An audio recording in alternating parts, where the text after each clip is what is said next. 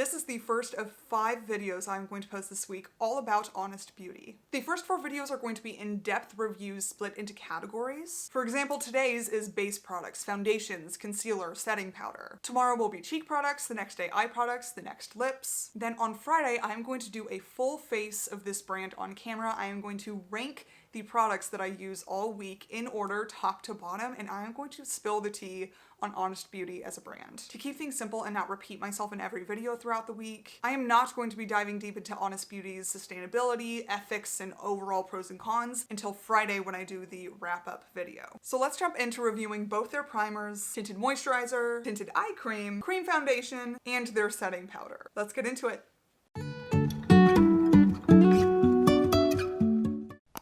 Okay, so here are all of the products that we are going to be reviewing today, and this is what I'm thinking. Left side, I'm going to do the Glow Primer, the Tinted Eye Cream, and the CCC cream. And then the right side will be the matte primer and the matte, more like satin finish, but more full coverage cream foundation. Just so you guys can see how within this brand you can get a dewy face of makeup or maybe a more full coverage face of makeup and still come out looking fantastic. I need to get my hair out of the way, but we are going to start with the primers. I shook these both up really well, but the Glow Primer does not have any visible glitter in it. It's just more of a pearly shimmer. This hasn't dried down totally yet, but the shimmer is just very, very fine and looks genuinely glowy, glowing from the inside out underneath any foundation. The Glow Primer also has a tiny bit of a golden tint to it, which I think you saw on the swatch. If anything, I just think that golden tint comes out to a skin-like color. I think the fact that it's not just a stark white or silver shimmer helps it not to just leave a white cast on the face. But then the matte primer is this kind of off-white. The matte primer is $21.99, and when I was looking on their website, I realized the Glow Primer isn't available to purchase individually anymore. Sometimes brands do that to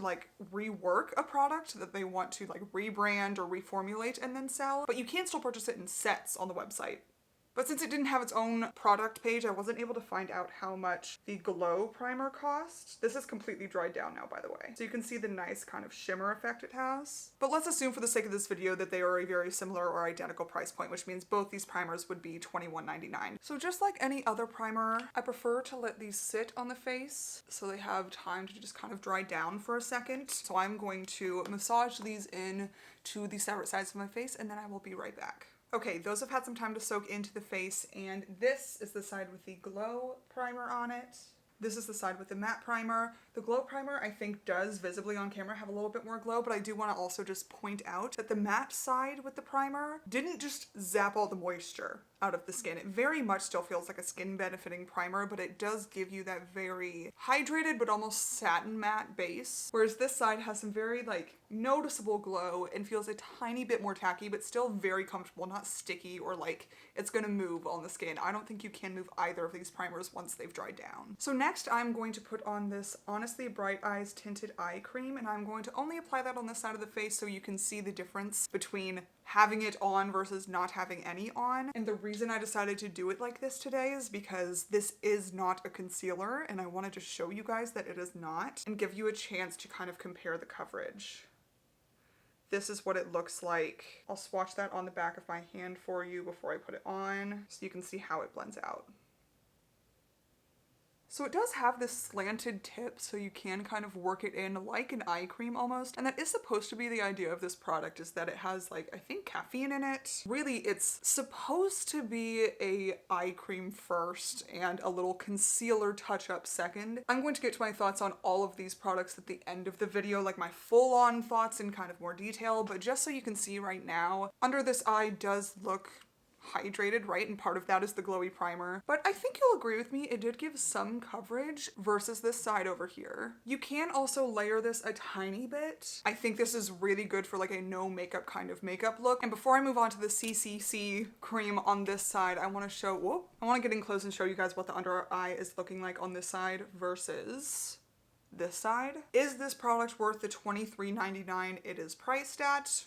You be the judge. Next, we have the Clean Corrective with Vitamin C Tinted Moisturizer. This is what the packaging looks like, and the cool part of this product is that one, it comes with a pump and a squeezy tube. This is like my favorite kind of package for a liquid face product, but it also has broad spectrum SPF 30 and blue light defense in it. The blue light defense is really interesting to me. I'm gonna put this on while we talk. The blue light defense is interesting to me because one, as a YouTuber, I am in front of screens constantly, but even if you're not someone whose livelihood is to be online all the time, you still, I'm sure, spend a lot of time in front of screens. That's just what we do nowadays. So just like people are starting to wake up to the importance of having SPF, I think eventually all of us are gonna wake up to the importance of having blue light diffusing or defense in our makeup and skincare and all that stuff too. But anywho, this side of the face is starting to look so glowy and beautiful, and this is genuinely the most coverage that I'm going to put on this side of the face, and I think this is a very wearable face of makeup for some people. This is also how I would normally apply it. I would recommend using like a damp sponge to just work this into the skin, especially just because it has some skin benefiting properties. So being able to really press this into your pores and take the time to make sure it's soaked in, it ends up having the prettiest effect in my mind. But the beauty of a CC cream, or a CCC cream in this case, is that you can almost always apply them with your fingers, which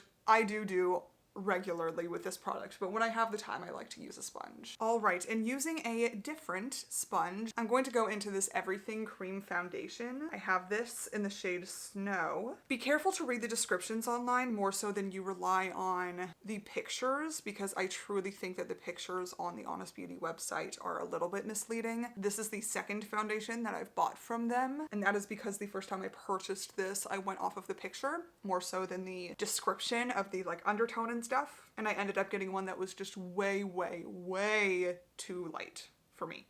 But Honest Beauty says in a lot of their promotional videos for this product that you can use it as a concealer, and a lot of beauty brands claim that their foundation can be used as a concealer, and I feel like this is one of the only products out there where that is actually true. Not that all foundations don't have some kind of coverage, but this formula is so satisfying and it very much applies like a cream concealer, which, if you're like me, is really cool and helpful, because that means that you can sheer out the cream and go light on coverage if you want to, but you can build it up, and that is true. This product you can build up. I'm going to pinch my sponge and get some foundation on the corner and go into the corner of the eye and underneath, and I hope you'll see how much of a difference that makes. And where the CC cream is something that you can get away with using your hands with, I really don't recommend using anything but a damp sponge for this product, because while it does end up looking gorgeous and it can melt into the skin, it is possible to apply too much, which I find a sponge helps with, because if you go too hard, you can almost like press into the skin and soak up a bit of that product. But also because this is a formula that tends to dry down somewhat quickly, a sponge and the moisture on a damp sponge will give you the time to move it around that you need, especially when you're first starting out getting to know this product. All right, so again, I'm going to take you in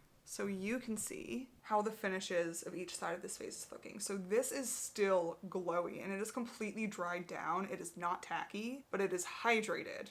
Versus this side. See how that cream foundation is definitely more full coverage, but still soaks into the skin. You can build it up, and you can see that I did build it up on my problem areas. I have rosacea here on the apples of my cheeks. You can still kind of see it poking through in a few areas on this side. I did a light wash of this product all over the face and then went in with more on my problem areas and, you know, as a concealer almost. And I think it shows. Both sides are beautiful. They are just for completely different kinds of makeup lovers.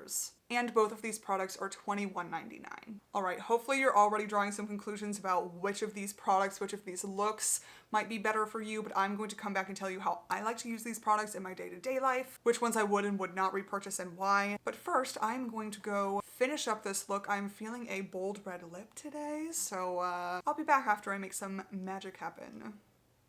All right, let's talk about these products. Packaging for these products. The clean and minimal look is very in right now. The packaging looks nice. However, I don't care if it looks nice if it's not sustainable, and none of this is. Tip to tail, all of this packaging is plastic and not even recycled plastic. So yes, ideally the fact that it is plastic means you can recycle it, but for a brand with as much money as Honest Beauty has, they could be doing a lot better. Next category is price. All of the products that I am talking about today fall between the like $19.99, $20 mark and the $24 mark. all within that $4 range. The label affordable is different for everyone, but I would say that that is relatively affordable. Next, let's talk shade range. Scooting over here so you can see this image. Hey guys, it is Editing Sam stepping in here because I have a correction to make. When I first researched this video a month, maybe even 2 months ago, all of the information that I said was correct, but now Honest Beauty has increased their shade range. So that makes everything that I stated earlier today when I filmed this video totally wrong. I basically say here that the Honest Beauty Cream Foundation has 12 shades and that the shade range is not great. They now have 16 shades. Shade range is still not dispersed very well. And then the Honest Beauty CC Cream originally had 4 shades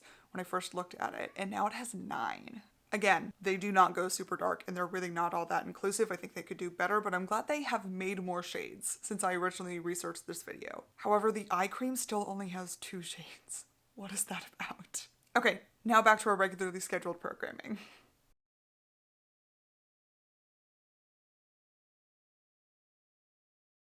Let's talk about finish and comfort. All good, but I would say the primers are great. Not only is the finish fantastic, in my opinion, it isn't tacky, it doesn't feel heavy on the skin at all, neither of the primers. They're very lightweight. I feel like the skin benefiting properties that they claim are actually true. And they do help with the longevity of my makeup, in my opinion. Both primers, especially the matte primer. Then I think the CCC cream is really good. Again, feels lightweight enough on my face. It is quite hydrating, so there's the, I don't even want to call it tackiness, but a bit of like a bouncy texture. The eye cream is also great. I don't feel like it is greasy. I feel like products layer on top of it really well, which is all you would really want from an eye cream, right? And then I would say that the foundation is the heaviest product that this brand sells. And I have even seen some beauty YouTubers use like a really lightweight serum or oil and put like a drop of it into the foundation dish and mix it around with their finger and apply it that way. Because I've seen some people try that, I have tried that myself and it works. So if you want to get it a little bit lighter, a little bit slippier, you can 100% do that and still apply it with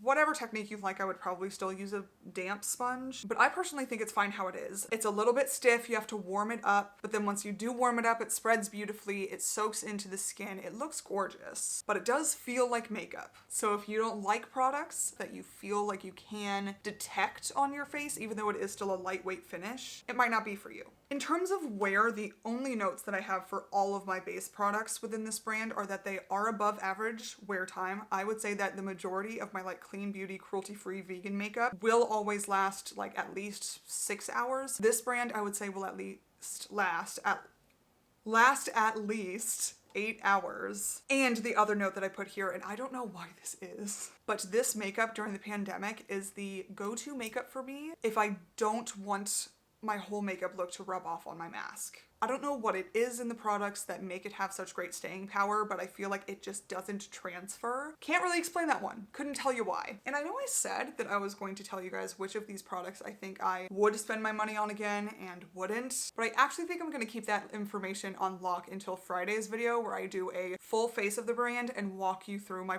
thoughts on all of the products I'm gonna review this week, including the ones in the face collection that I was talking about today. And we've got eyes and lips and cheeks and stuff coming in future videos this week. So I did promise to keep these videos short. You guys voted in favor of that. So I am going to hop off this video. I will see you tomorrow for a video all about Honest Beauty cheek products. See you then.